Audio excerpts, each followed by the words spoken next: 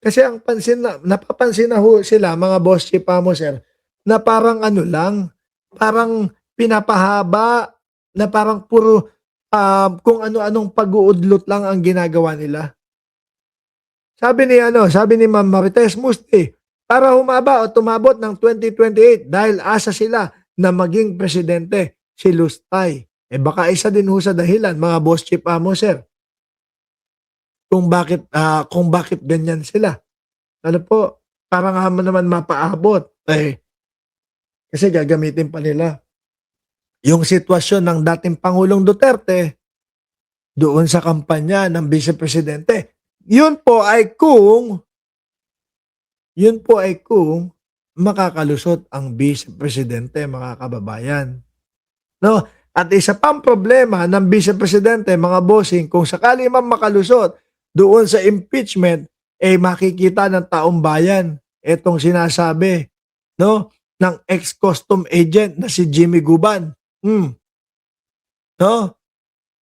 Ex-custom agent claims existence of Davao Mafia. Meron pa nga silang sinasabi para doon sa mahal na reyna.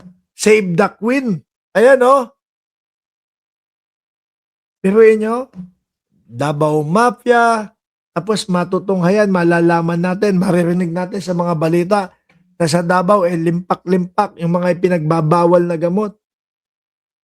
Nalaman na din ng mamamayang Pilipino na yung ginawa nilang pambubudol ng panahon ng pagtakbo ni dating Pangulong Duterte. Gina Beauty Channel, hi Mark, gwapo mo po. Naku, salamat po, madam.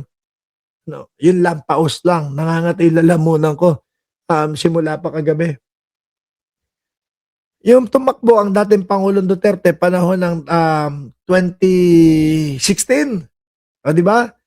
Pangalandakan nila pagkaganda-ganda ng Davao at yung buong Pilipinas daw ho ay gagawin Davao, mga kababayan.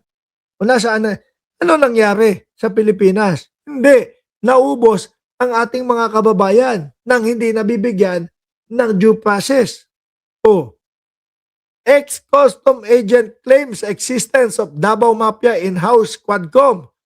Manila, Philippines, ex-Bureau of Custom Intelligence Officer Jimmy Guban, who implicated the Dutertes in 355 kilogram of ipinagbabawal na shipment o pinagbabawal na gamot in 2018, revealed the existence of Davao Mafia which implemented killings to save the Queen. Galit po at tuwa dahil kaming dalawa ni Asierto ay pareho pang buhay. Si Asierto at ito, ipinapatsugi din.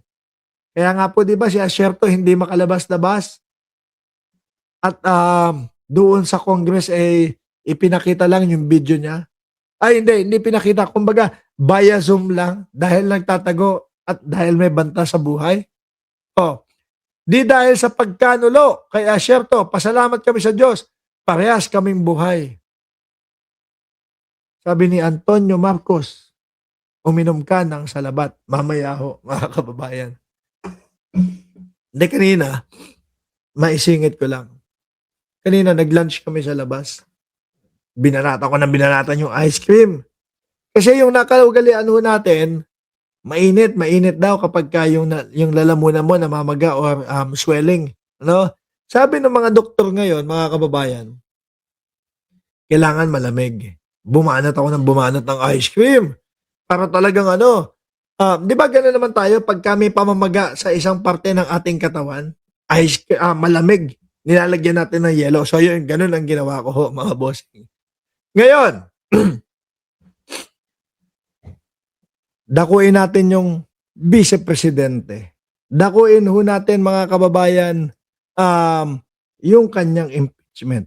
Ang sabi ho dito ng mga congressman o ng mga sulon, mga bossing, ay 82% daw po ng mamamayang Pilipino ay gusto na mapaharap sa trial ang Vice Presidente.